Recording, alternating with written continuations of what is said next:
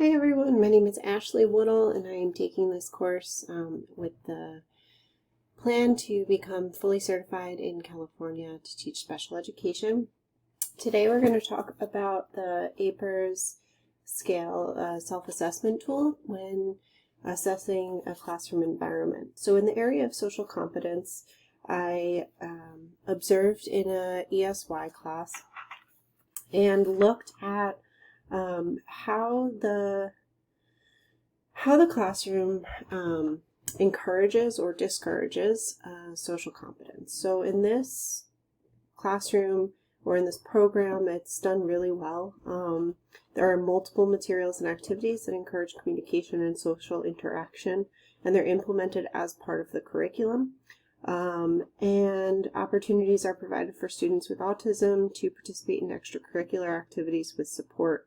So in the classroom that I observed in, students go to PE, lunch. There's an opportunity for peer mentoring if it's appropriate for the individual student. And the classroom is structured to get students prepared for these opportunities with social narratives, social skills training, and they also use video modeling to show what's appropriate within these settings. Team members also conducted weekly or daily systematic explicit instruction to promote social skills, and this was done daily, and then 4 times a week they had the opportunity to show those skills within the PE setting, and 5 days a week they have the opportunity to show their skills within the GE population setting during lunch. Formal peer social networks are a part of the school's curriculum. This is true, but given this group of students, the peer buddies do not work with students with autism. But there is the opportunity if the appropriate student happens to be placed in the autism program and can do it well. The next area is personal independence and competence. Again, this classroom particularly scored really high in this area of the rubric. This program has binders, calendars, picture schedules, transition objects, and again, everything is geared toward the students' personal needs. So if students required different needs, the needs are clearly individualized within this program and will easily be adapted to meet the needs of whatever student comes into the program. Also, the program has a token economy to evaluate the positive behavior, reflection, and oftentimes I've heard, let's try again tomorrow. So 3 out of 3 in both areas of the personal independence and competence area on this rubric. For the functional behavior areas, again, this program scored particularly high. When interfering behaviors occur, team members conduct an FBA.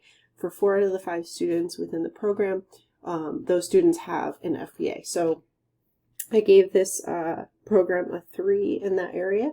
Team members have developed a comprehensive intervention plan, and that always includes the family, and it includes assessment of current skills and any interfering behaviors, instructional strategies for teaching replacement behaviors and skills, practice strategies, and a plan for what to do if interfering behavior continues to occur and implement the identified strategies. So some of the students have outgrown their behavior intervention plans. Some of them just have classroom plans, which are working really well using reinforcement and schedules and structures that they're supported with within the program. But then other students are continuing to have behaviors, and the team is continuing to collaborate to meet the needs of that student. So that this classroom scored really high in the area of functional behavior with a 3 out of 3 in both of those areas. In the areas of family involvement, again, both areas of this category in the rubric got a 3 out of 3.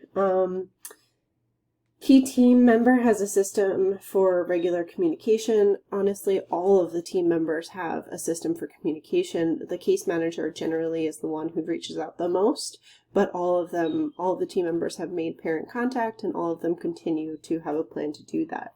The case manager reaches out for one of the students in person daily to a parent at parent pickup. And that student has a pretty involved behavior plan, which is why constant communication is so important. They're also working on a pretty significant transition plan with this student due to experienced trauma. The 3 of the students have emails weekly with parents, and then one of the students has an email daily, and then phone calls are on an as-needed basis, but also pretty regular within the program. Team members also provide information that is important and individualized for families.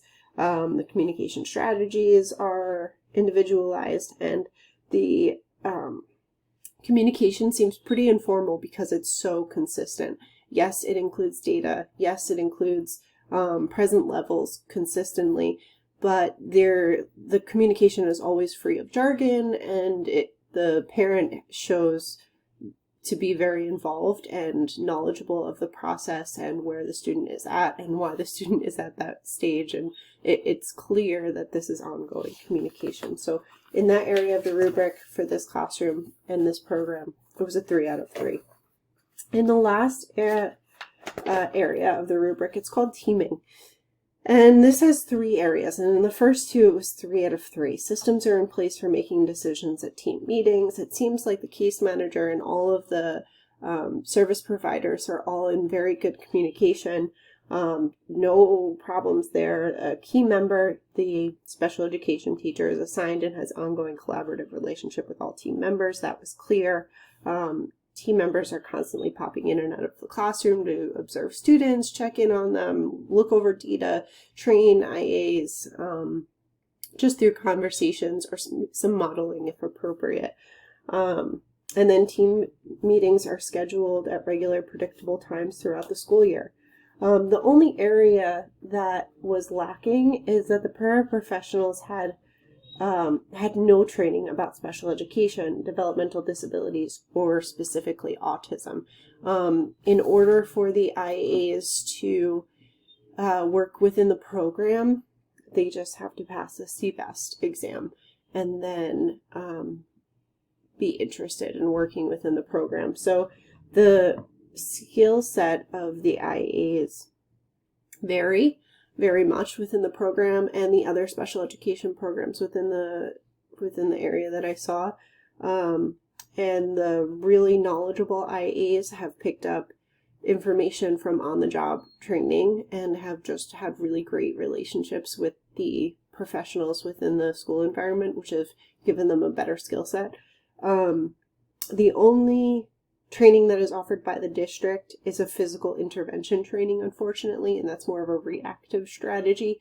And yes, there are some proactive strategies that include de-escalation strategies, which can really be implemented pretty much throughout the school day to just really be empathetic and listen and honor communication and that sort of thing. But I only gave the program a 1 out of 3 in that area. But in all other areas, there were, let's see, 1, 2, 3, 4, 5 areas. And then each category had 2 to 3 areas within that particular rubric, and all of them had a 3 out of 3, except for that one where it was the instructional assistants who could really use some additional training prior to starting the position.